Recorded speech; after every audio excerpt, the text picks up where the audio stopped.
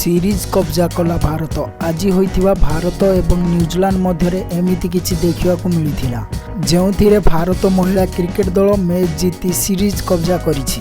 आज होइथिबा तृतीय दिनिकिया मैच रे 6 विकेट रे विजयी होइछि भारत। आजिरो मैच रे न्यूजीलैंड प्रथमे बैटिंग करी 49 ओवर 5टी बॉल रे 232 रन संग्रह करिथिला एवं भारत एहाकु 44 ओवर 2टी बॉल रे 236 रन करी मैच को निज नारे संग्रह करिछि।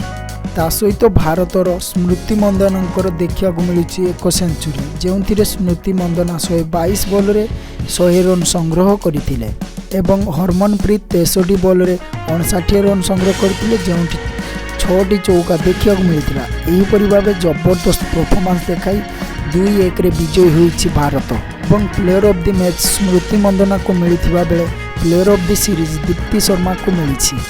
यह सहित वर्ल्ड कप हारिया पर प्रथम बड़ विजयी होइछि भारतर एवं दिनिकिया मैच रे बड़ विजय हासिल करी सीरीज कब्जा करिछि भारतीय महिला क्रिकेट दल।